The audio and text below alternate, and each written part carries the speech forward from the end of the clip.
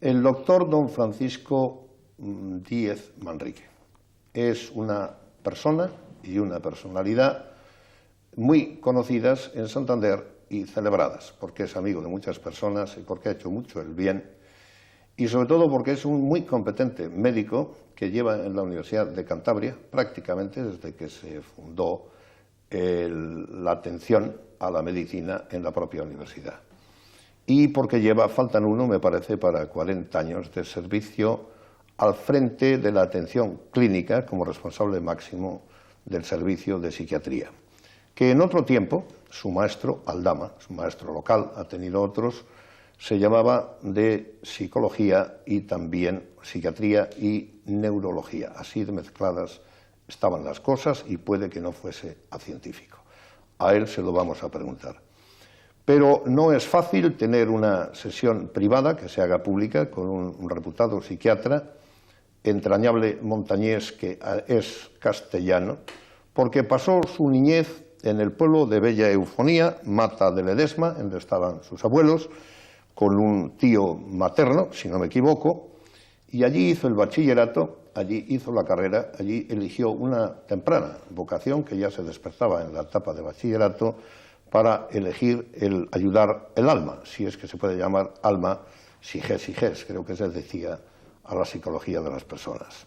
En este caso, a través de lo que más humorísticamente él llama las pócimas, creo que suele decir dar porquerías. Obviamente es un desenfado porque precisamente sabe poner en sencillo, sabe comprender lo popular y esta es la motivación de esta entrevista. Un libro que vamos a mostrar, Refranero psiquiátrico. Los refranes están estudiados en la lingüística por la paremiología.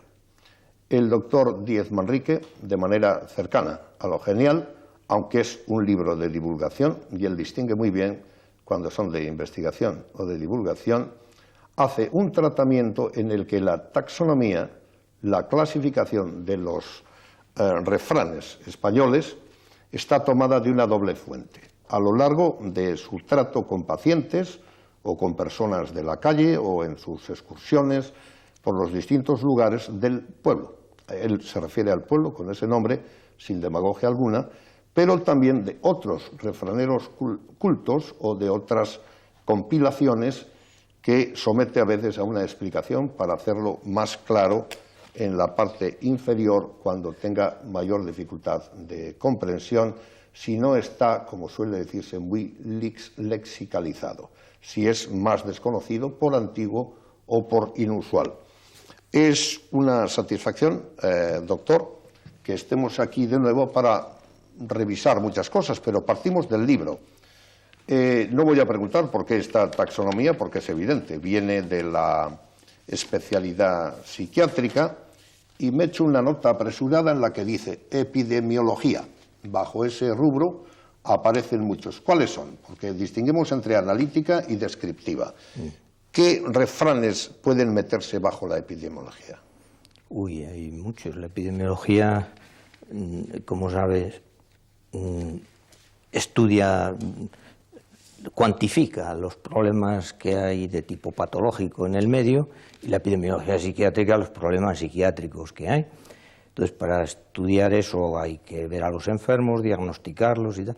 Y el pueblo, que es sabio, pues ha hecho sus estudios de problemas psiquiátricos que tiene alrededor y hay muchos referidos a la... En general, el pueblo opina que somos muchos las gentes que estamos mal. Entonces dice, si la locura doliera, se oirían los gritos en todas las casas, o el número de los tontos es infinito, que además es un refrán... o son tontos todos los que lo parecen más la mitad de los que no lo parecen. Entonces hay un estudio, realmente un estudio epidemiológico exagerado a veces de los problemas psiquiátricos que la gente encuentra alrededor.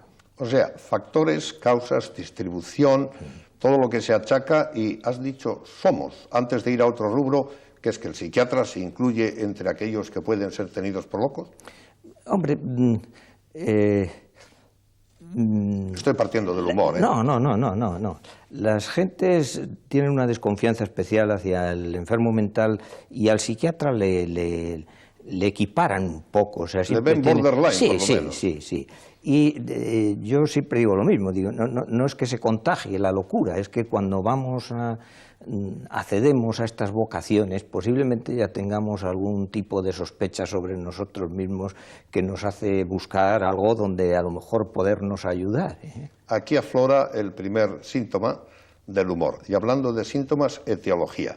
Es otro de los subapartados, el que habla de factores emocionales, de sexo, genético hereditarios, tóxicos, creo que son algunos de los que dices ahí. El síntoma es aquello que se refiere a lo que motiva el problema, ¿no? A lo que da indicio de que ese puede estar un poco tocado. Sí, no, la etiología es la causa de las enfermedades y por qué se provocan las enfermedades. Entonces el pueblo también es sabio y encuentra causaciones genéticas. Dice, el que estuvo 9 meses en el vientre de una loca, algo le toca. Sí. O encuentra causaciones de tipo tóxico, hay muchas referidas al alcohol. O encuentra causaciones de tipo emocional, la pasión enloquece. O encuentra causaciones... hay veces que son causas que no tienen una realidad, pero que el conocimiento del pueblo, la moral, entendía que esa era la causa de las enfermedades. Entonces, por ejemplo, el vicio solitario de la mano deja el cerebro seco y vano. Entonces, sí, el onanismo, lo que llaman vulgarmente paja. Esto es. Y entonces, en relación con la sexualidad hay muchos refranes que hacen referencia a que excesos de ese tipo pues pueden provocar la locura. Otros se refieren al pronóstico, al tratamiento, a los remedios. Sí. Ese ha sido otro de los 5 subapartados que has utilizado, ¿no? Sí. En este sentido el pueblo es poco esperanzado sobre qué son la cura. Poco, dice. Sí. Hay refranes casi blasfemos. Dice, la locura ni Dios la cura. Sí. Dicho violentamente, pues suena duro.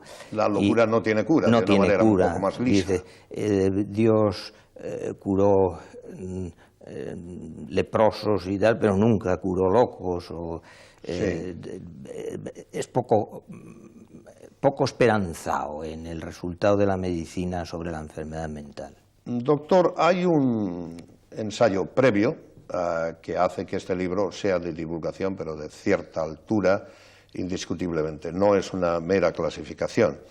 En ese ensayo previo se habla de causa relacional, se habla de vinculación genética en casos muy específicos, y voy a ir a esa pregunta, la bipolaridad y la esquizofrenia y algunos tipos de crisis, de angustia.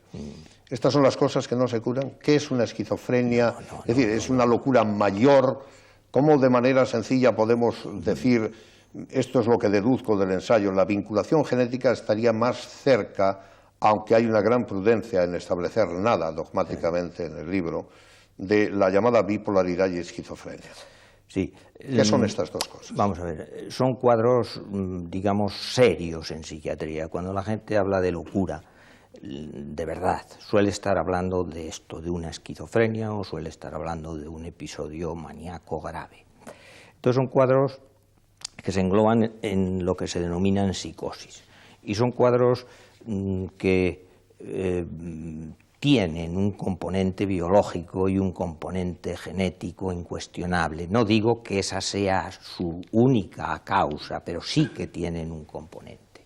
Al lado de eso existen otras enfermedades, las neurosis, algunas neurosis sobre todo, los problemas de tipo emocional, que están más en relación con factores externos, cómo vivimos, qué conflictos se nos plantean. Eso puede desquiciarnos, pero no provoca nunca un trastorno esquizofrénico. Entonces la esquizofrenia es una enfermedad grave, sí se cura, es decir, incluso hay episodios de esquizofrenia que tienen un buen pronóstico per se, y hoy día tenemos neurolépticos que hacen que la sintomatología se aplaque, y una vez aplacada mucha gente es capaz de pasar a una situación de normalidad, digámoslo así. Hay otros casos que no son tan Has dicho, Paco, neurolépticos. Sí. Es uno de los tipos de fármacos. Neurolépticos, ¿qué hacen? Es decir, nosotros tomamos un neuroléptico y cómo nos afecta. Es un antipsicótico, es decir, se empezaron a utilizar. ¿Pero qué hace? Porque las palabras no las entiendo.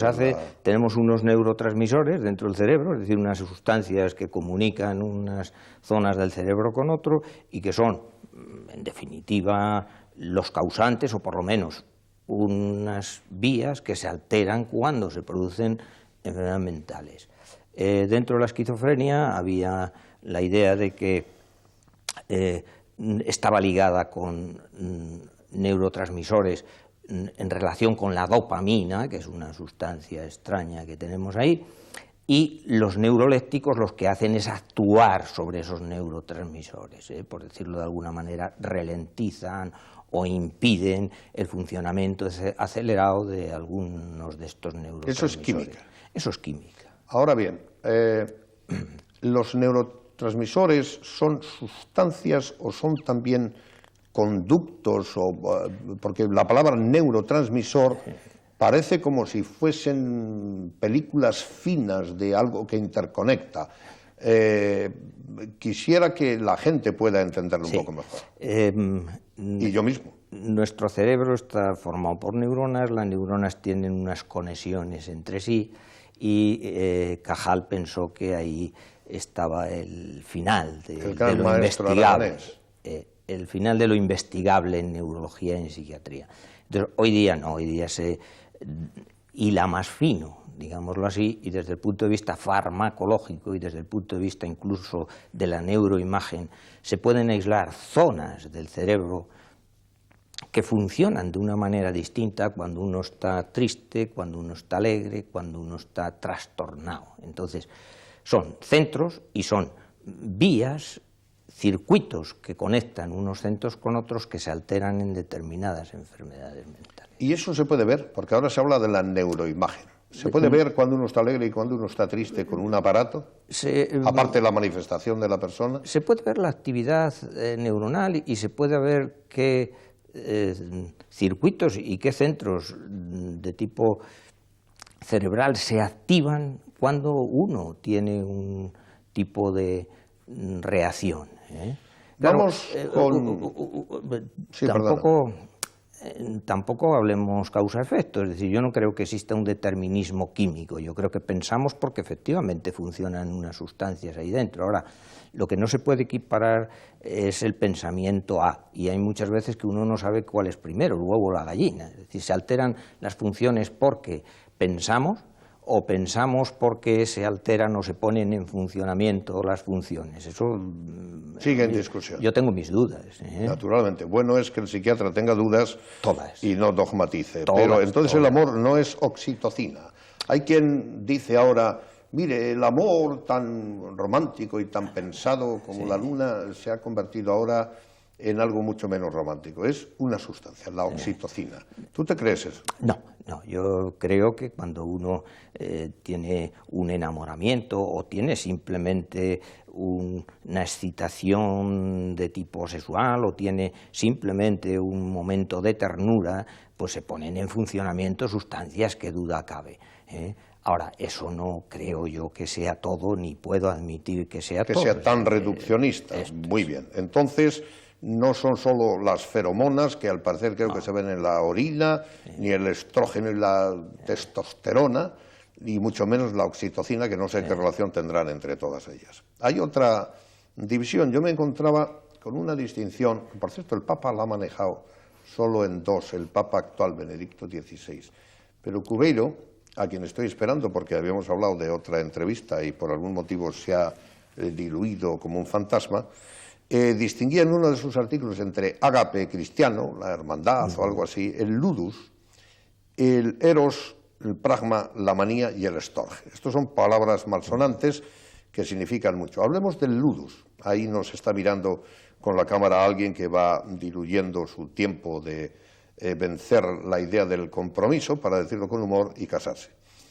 Por tanto, ¿qué opinión tienes tú de aquellas personas que, teniendo una atracción física y queriéndose, no terminan de rematar con el contrato y el compromiso en serio? Es decir, el ludus parece que es el amor sin compromiso, entendido como amor incluyendo erotismo. Esa idea de rehuir el compromiso, ¿a qué obedecerá? Yo entiendo que obedece a dos cosas. Una, aspectos culturales. Es decir, ha habido momentos históricos donde cuando alguien el pueblo diría miedo a ahorcarse. entablaba una relación, pues estaba obligado, vamos a decirlo de alguna manera. Entonces, desde un punto de vista social, antes uno tenía más obligación a casarse. Cuando dices que ya lleváis no sé cuántos años, Claro. Entonces había un factor social que empujaba el compromiso. Vale. Y luego existen también factores sociales que dificultan el que uno tome el compromiso. Que duda cabe que era mucho más fácil la vida en un medio rural, donde uno se encuadraba en el medio material de la familia, seguía cuidando, y no había unas necesidades. Hoy día hay unas necesidades importantes, de tipo económico, de casa, de no sé qué, que eso también yo entiendo que dificulta las cosas. Y luego, desde un punto de vista psicológico, ahí vamos, es una huida de responsabilidad. A mí me parece que en este momento sí que existe una dificultad de responsabilizarse. Y yo creo que hay muchas razones, pero entre otras porque no es que se pierdan ideales, los ideales cambian socialmente a medida que cambian los tiempos y cada época va teniendo los suyos. Pero a mí me parece que hay un vacío de tipo espiritual en nuestro medio que hace que los compromisos a las personas nos cuesten mucho trabajo. Sí, hay una terminología, los dinkies, esos que no quieren tener hijos. Hay también los metrosexuales que no necesitan casarse y van asumiendo un rol, no diré que bifronte, pero de hombre-mujer. No es el caso del ojo que nos mira, pero en todo caso, detrás del cual está un amigo mío. Pero parece que esta huida de la responsabilidad es muy frecuente en otros ámbitos. Pero eso yo entiendo que es un caminar social, que en definitiva las gentes... Vamos a mirar a nosotros, que ya lo vivido es lo más importante en nuestra vida y nos queda poco por vivir.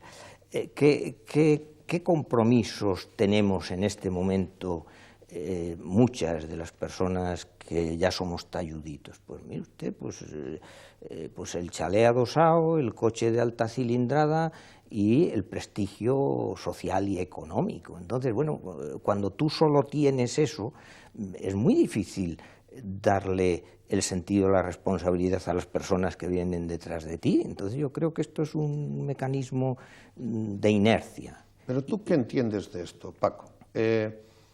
Realmente la felicidad, decía Virgilio, que nadie es tan feliz ni tan desgraciado como se imagina. Hay estos que están siempre aparentemente contentos, raspas y no es para tanto. Hay otros, no sé qué tenga esto que ver con el optimismo y el pesimismo, ni qué sean pesimismo y optimismo, o si es lo que dice alguno de tus colegas de escuela, que es cómo nos elegimos contárnoslo a nosotros mismos. Con todo este preludio, la pregunta es: ¿en qué consiste la felicidad? ¿Es una moderación de situarse en el medio de los problemas, aceptarlos? ¿Es el aurea mediocritas? ¿Es controlar el deseo como hacen los lamas del Tíbet, aunque se pasan de ascetismo? ¿O es ser epicúreos, ser hedonistas, disfrutar como se pueda, rehuir las responsabilidades, pero no de una manera completamente evasiva, sino regulada? ¿O somos muy clasicones y humanistas unas veces y somos muy modernos otras? ¿Cómo diablos hay que centrar el concepto de ser feliz? No lo sé porque... Sería mucho saber, pero tu idea. Pero yo hablo ¿Has visto tanta gente por las que no lo gentes es? que me voy encontrando. Entonces, mucha gente no lo es. Y las personas que de verdad son felices son aquellas que en lo que es su arco existencial, su vivencia interna, su yo, se corresponde a la postura que tienen frente al medio. Entonces, aquel que tiene un compromiso entre lo que él es y lo que él representa, por regla general son personas que, si no felices, por lo menos viven aceptablemente su vida. Cuando existe una discordancia entre lo que eres internamente, lo que vivencias, y aquello que aparentas o donde estás o tal, pues por regla general las gentes no son felices, aunque rían, aunque lo pasen bien, aunque tal. Hay la expresión esa de la disonancia cognitiva también, que es, no sé si lo tengo bien cogido, no sentir y pensar un poco al unísono, ¿no? Esto. Ahora bien, tú usas dos palabrejas, que son sociopatía y creo que psicopatía. ¿Significa esto que algunos no son felices porque el medio pesa demasiado sobre ellos y otros porque pesan ellos demasiado sobre sí mismos? ¿O es un simplismo mío? No, el concepto de sociopatía y psicopatía es un concepto de tipo psiquiátrico y se refiere a trastornos de personalidad, o sea, y son equivalentes los términos. Sociopatía es el término más americano y psicopatía es el término más europeo. Y son personas que, por sus rasgos de personalidad, suelen tener conflictos con el medio en el que viven. Hay varios tipos de personalidades. Entonces, no, el psicópata generalmente ni es feliz ni es capaz que sean felices los que tienen alrededor. Bueno, he visto tu sonrisa, ya era hora. Estábamos hablando muy en serio, hasta puede que sonara un poco academicista eso. Por eso voy a ir a otras cosas, aunque obviamente vamos a volver a hablar en serio. No sé, en alguna parte del libro dices que todos los montañeses tenemos el calzoncillo con blasones, o una expresión así que me ha hecho mucha gracia. No hay demasiados momentos de humor, pero los hay. Yo creo que el humor forma parte de tu personalidad. Pero hay otro par de ellos, que no recuerdo ahora, mientras hablamos los voy a recordar. ¿Quiere esto decir que somos unos presuntuosos los montañeses y que aquí todos somos una especie de gentes caídas de la nobleza de las casonas del siglo XVIII? En mi casa en Berzales no había una casa, creo que se ha caído lamentablemente, aunque tenía un escudo, eso sí. ¿Qué querías decir con eso de los calzoncillos bordados de blasones? No, es una autoflagelación, pero no es propio de Cantabria, es propio de cualquier región y de cualquier pueblo. Quizá española, los discípulos de Don Quijote. Y todos. Don Quijote, que es el que está, no sé por qué habrás elegido. Hombre, Don Quijote decía muchos refranes. Come tú, Sancho amigo, que no naciste para soñar. Y Sancho más. Pero, no sé, esto de los calzoncillos con blasones me hizo mucha gracia. Y digo, ya es hora de que alivien la prosa de la tristeza de la historia de la locura con un par de rasgos del doctor Manrique. Pues, repito, no es patrimonio del pueblo cántabro, pero, vamos, me surgió al hilo de un refrán que es del vino, que dice, no hay vino malo, ni amor mudo, ni montañés sin escudo. Y es verdad, vamos, blasonamos de hidalgos y de esto, pero el etnogeocentrismo, el creernos el centro del universo y que nuestra región es la más excelsa que existe. Eso dice el presidente Revilles. No, bueno, lo dicen todos los presidentes de todas las regiones y cada uno de los pertenecientes al pueblo de cada una de las regiones, patrias o naciones. Sí. Paco, tú has estudiado en profundidad, siendo un castellano que viene aquí muy joven, aquí hiciste la residencia, luego fuiste a Oviedo, creo que 4 años. Tu alma mater es Salamanca, que llevas cerca por razones familiares, por tu bachillerato, por el aprendizaje, el adiestramiento que tienes para ser finalmente psiquiatra. Pero tu tesis fue sobre los pasiegos, has estudiado muchas cosas de Santander, en general la epidemiología, cómo se transmiten o no factores de... ¿Has llegado a alguna conclusión que aplique a la región, aunque ahora estemos diciendo que cada región tiene su ego también etnogeocéntrico, como tú dices, alrededor de su tierra y de su centrarse alrededor de la propia tierra y de la propia etnia, creo que es lo que significa la palabra, es decir, somos lo mejor de España, la montaña.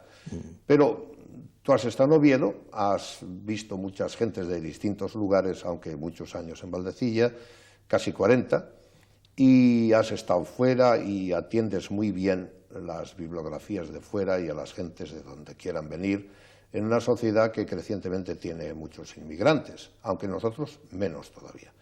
¿Hay algunas características generales que se puedan decir de los montañeses, de los cántabros? No, hay matices idiosincrásicos regionales. Andalucía es Andalucía y tienen un estilo de vida.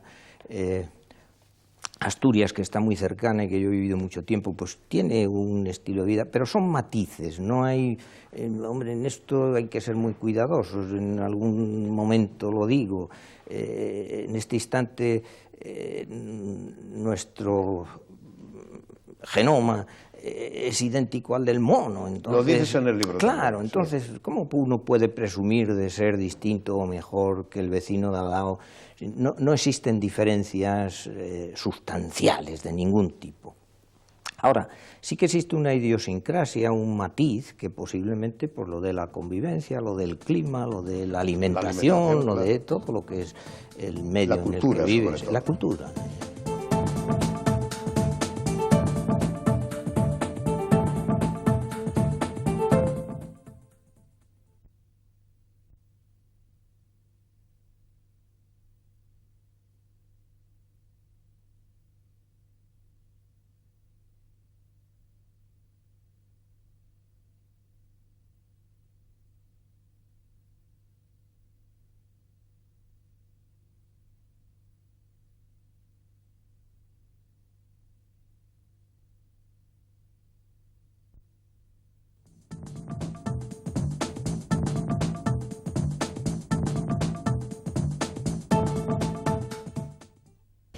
Paco, hablemos de cosas más concretas. Tuviste una contribución, no sé qué año, para la Organización Mundial de la Salud sobre el alcohol. A mí me consta, tú de esto no presumes, y creo que nunca lo has dicho, que fuiste la persona que trajo y atrajo a Santander a través de un finado gran amigo mío, Julio Montes. Mío. Amigo común, persona culta y sensible, entrañable, Alcohólicos Anónimos. Me gustaría que hablemos de esto, y voy a empezar con una pregunta fuerte. ¿Existe alguna relación directa entre causa-efecto entre el maltrato a mujeres y los alcohólicos, o algunos de ellos? Sí, el alcohólico es agresivo.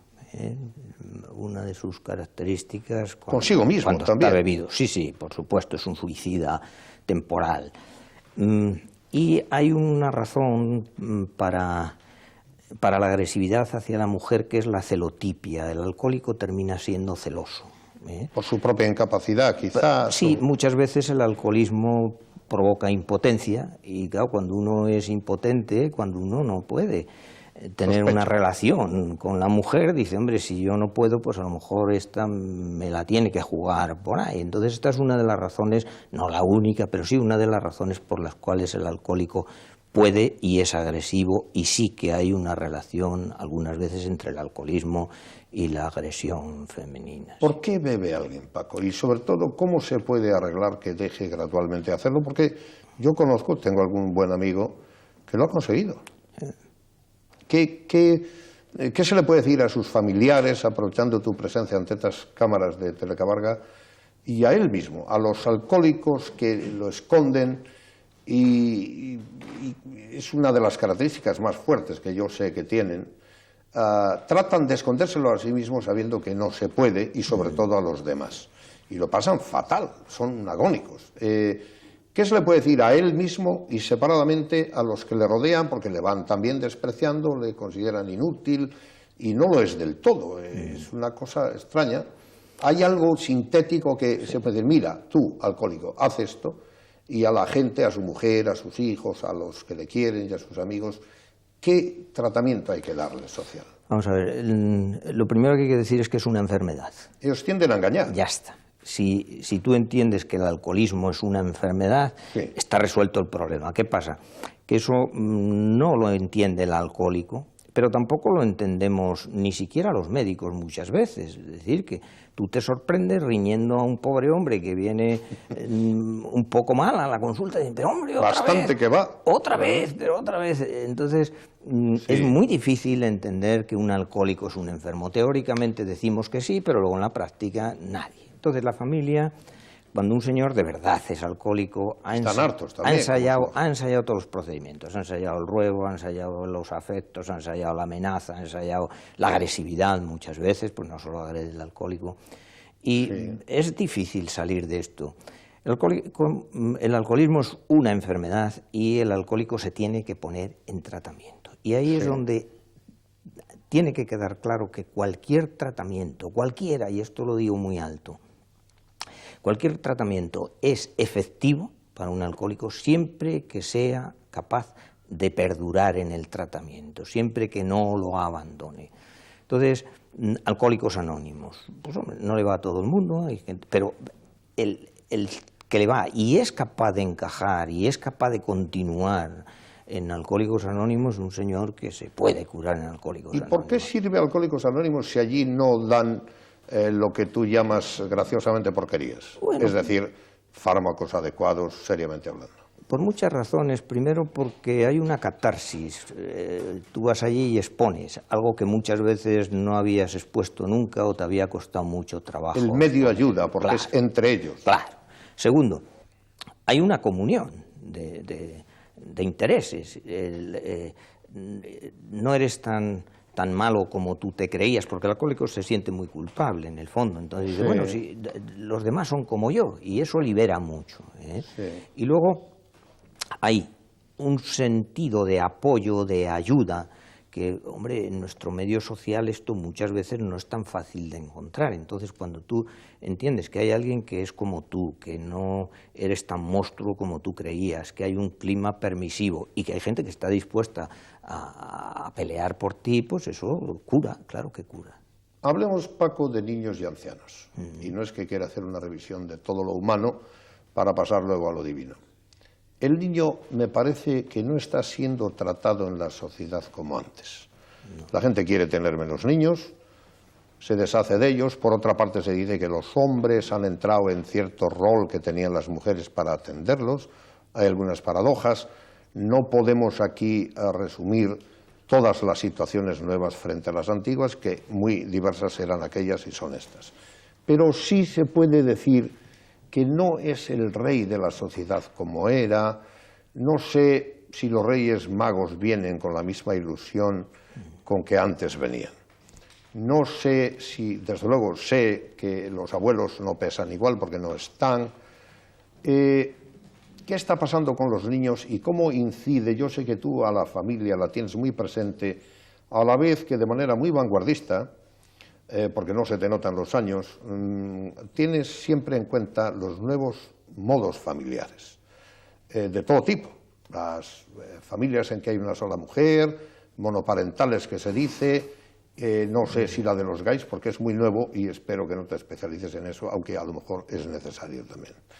En cualquier caso, Paco, ¿qué pasa con los niños y cómo incide este nuevo modo de dispersarse las familias sobre lo que antes se llamaba educación, quizás frente a urbanidad? No lo sabemos, no lo sabemos. Y digo no lo sabemos porque eso no se ve en una generación.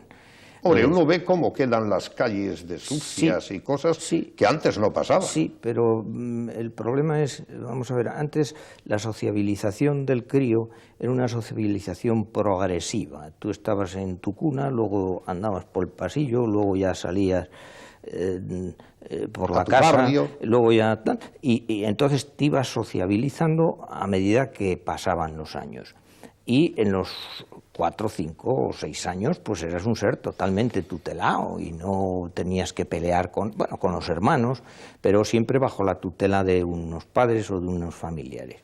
Entonces, en este momento, el niño que tiene 2 años ya va a la guardería, se encuentra peleando y compitiendo con seres de su mismo tamaño, y eso es un cambio nuevo en el concepto de la vida para estas personas. Entonces, ¿qué va a pasar con ello? No lo sé.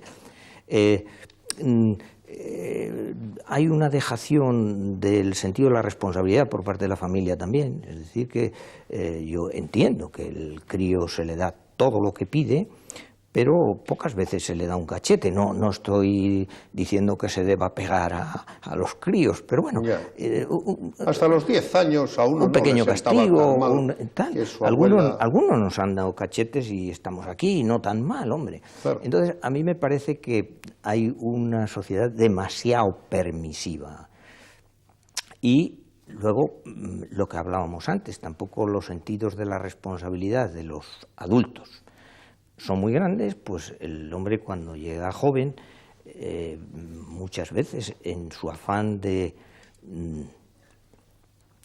crearse un espacio y de ser rebelde, que es la obligación del joven, pues lo hace, yo entiendo, de una manera regresiva. A mí me parece que la rebeldía hoy día del joven, el otro día me invitaban a una charla que hubo sobre el botellón, y a mí me parece que es es una postura regresiva, es decir, a ver dónde somos más, a ver quién hace más.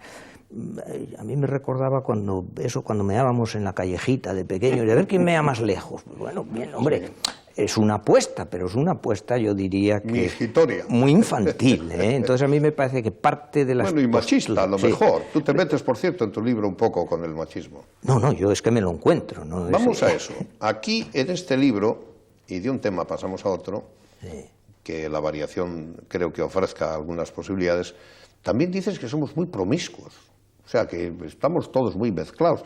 Bueno, las mujeres no suelen permitir esto y ellas lo suelen ser muy escondidamente, por lo menos en la tradición.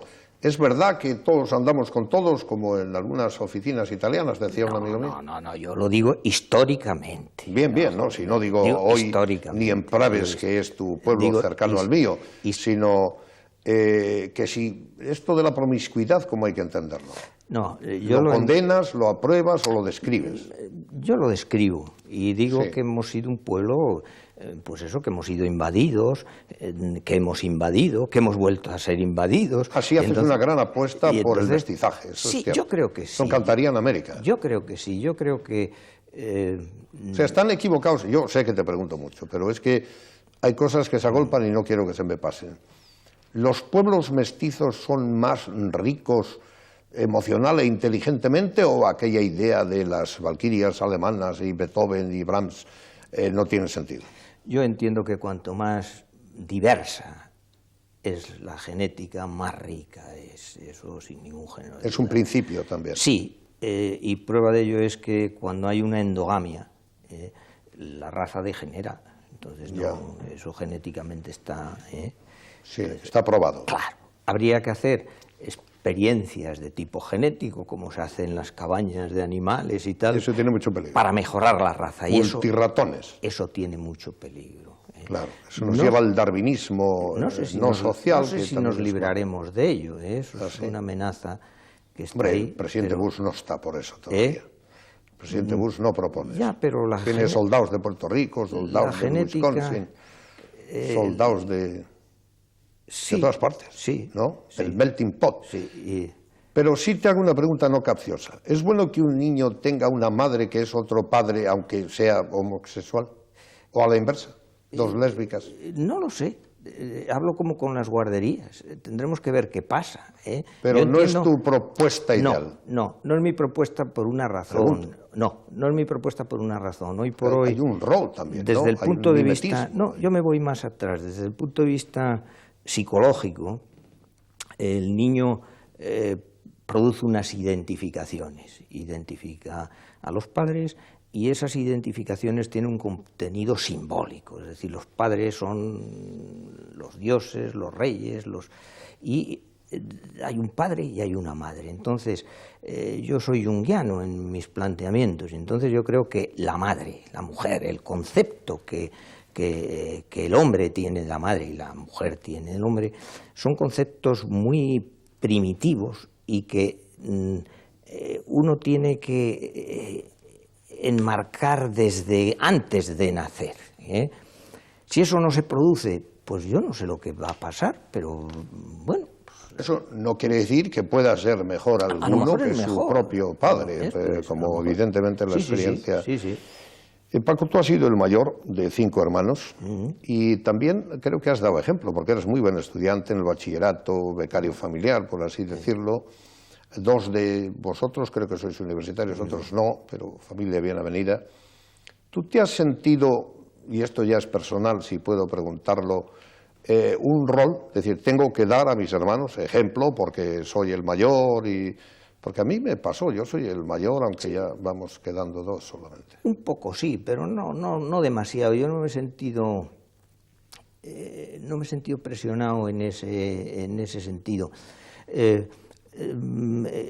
Yo estuve con mis hermanos, pero vacaciones, tiempos cortos, como estudié fuera, entonces esa sensación de que tú tienes que posiblemente, si no existe una convivencia muy íntima, tampoco la experimentas, o yo al menos no la experimenté. Al hablar de abuelos, hablemos un poco de la vejez también. Yo estuve recientemente en Potes, en la residencia Félix de las Cuevas, he visto una señora de 105 años, nunca había visto una de esa edad.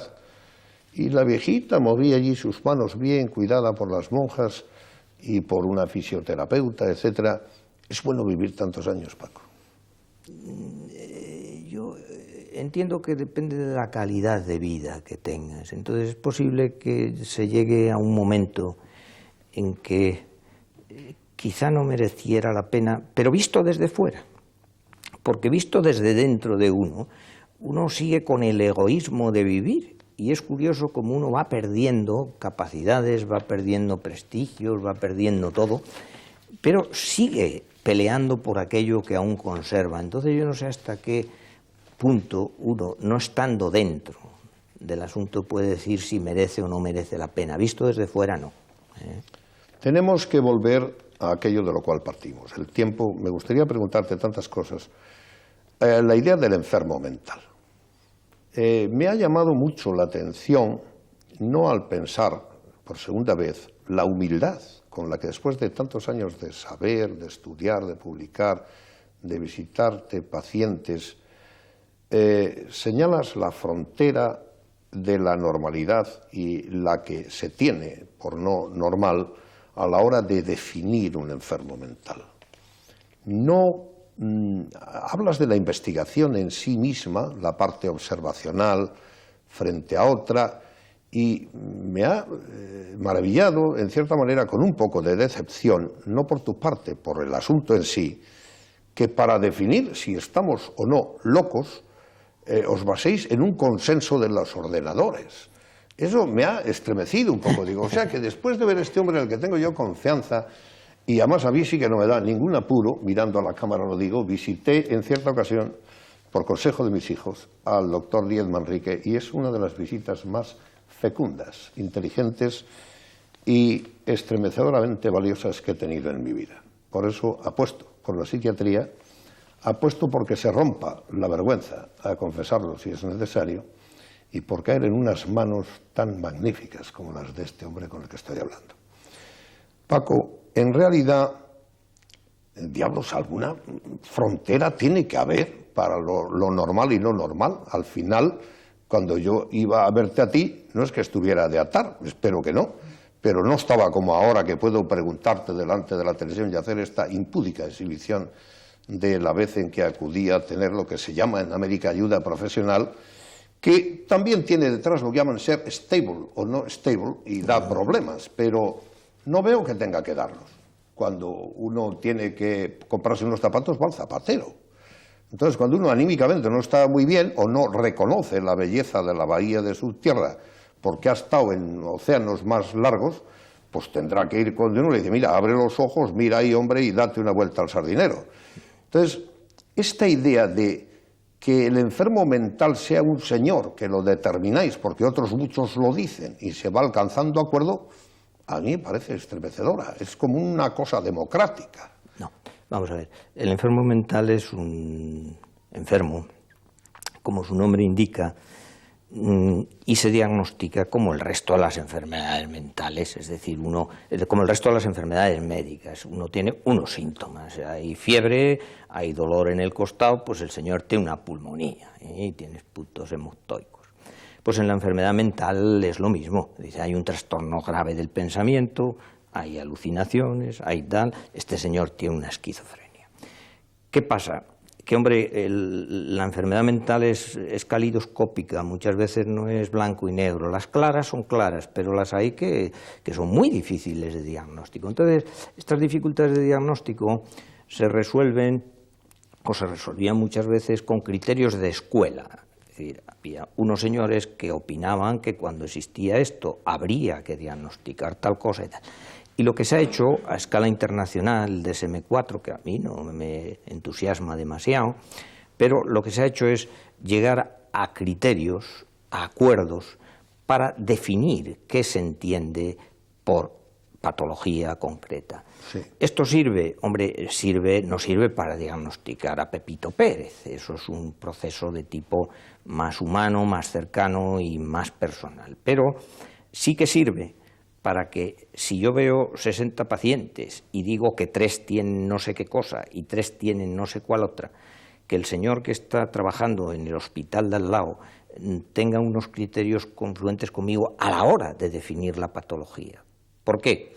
Porque en virtud de esas patologías que definimos estadísticamente, hay una aplicación médica y en virtud de esas patologías hay una asistencia, unos caudales económicos que fluyen para un tipo de tratamientos o para otro. Entonces es importante saber lo que uno tiene.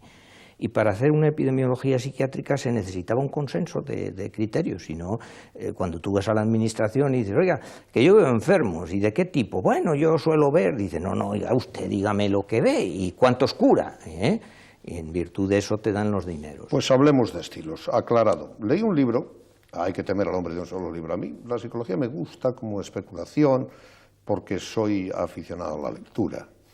David Safiro, no sé si esto te suena, lo leí en inglés, se llama Estilos neuróticos, debe ser viejo, y decía, hay uno obsesivo, otro paranoide, que debe ser ya muy complicado, otro histérico, que se refiere a lo emocional, y otro impulsivo. De estos el peor es el paranoide. Sí. Bueno, ¿no tenemos algún estilo de estos todos y cada uno?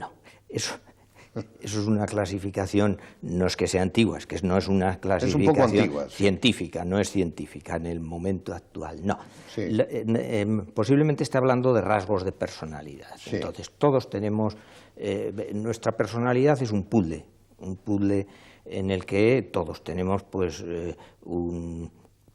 una actitud de tipo desconfiado, lo que serían las actitudes paranoides. Todos tenemos una tendencia a poder deprimirnos frente a situaciones externas, que serían los factores depresivos, etcétera, etcétera. Entonces, nadie tenemos este puzzle equilibrado y lineal.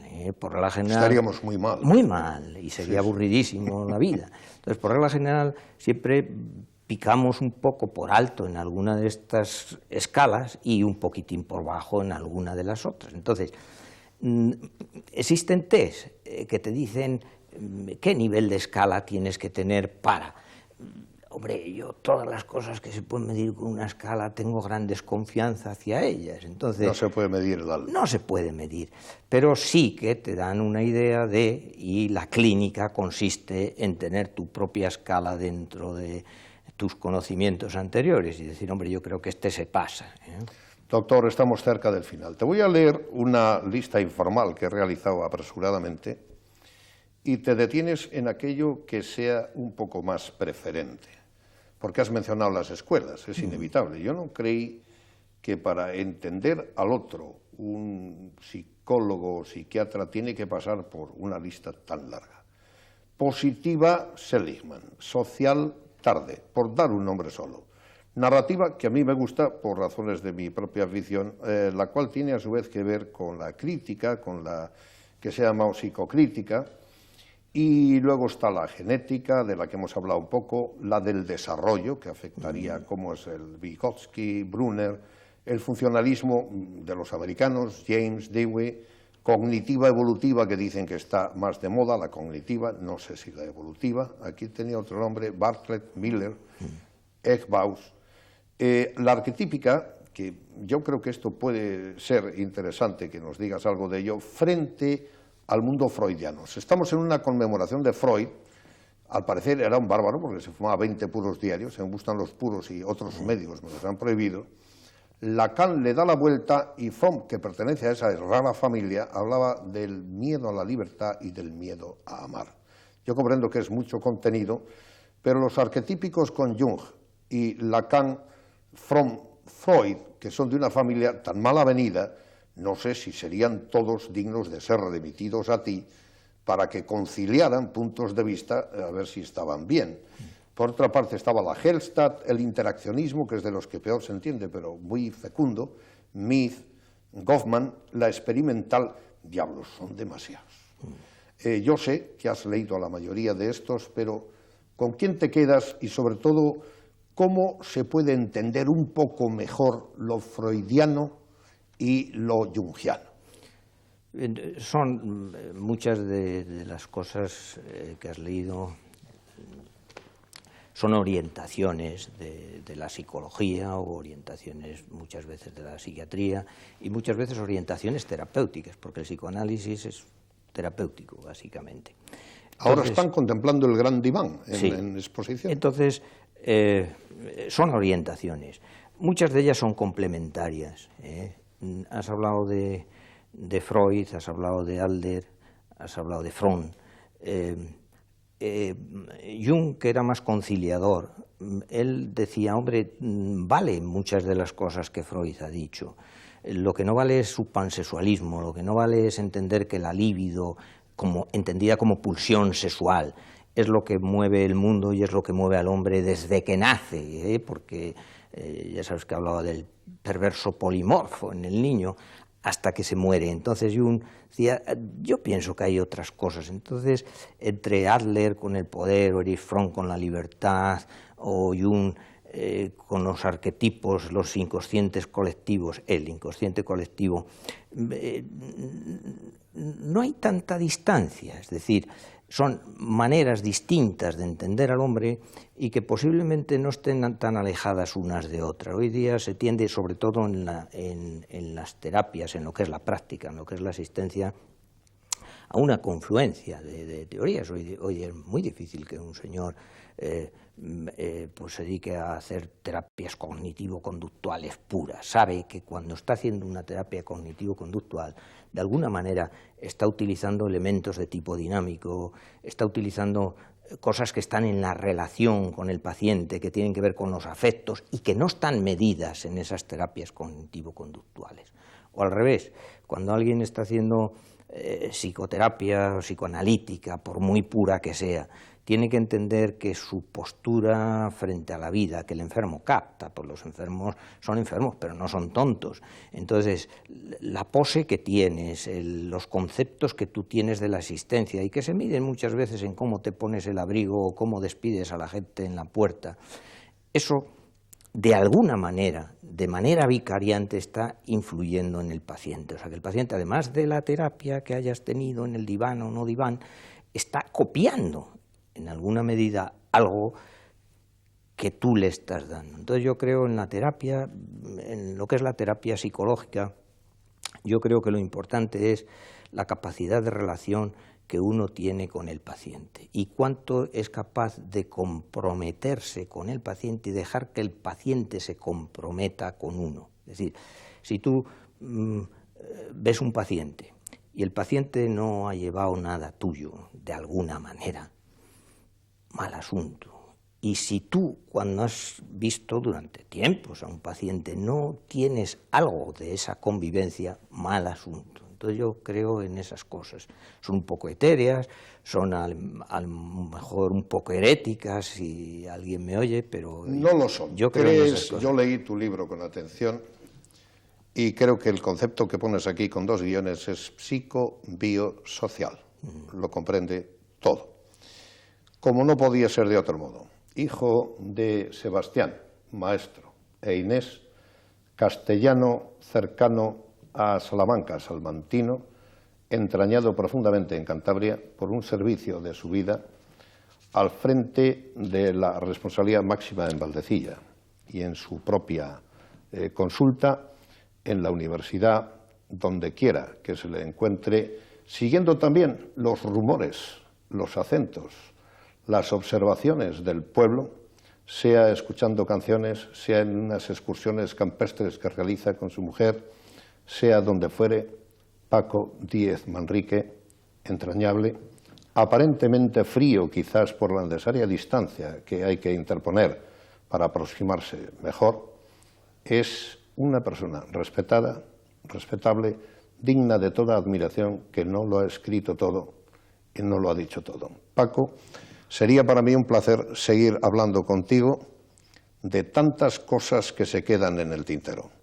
Pero el tiempo de la televisión es así. No puedo marcharme sin dejar de preguntarte, ¿qué tal me ves? Porque estoy seguro que has estado observándome mientras miraba a ese ojo que nos mira. No.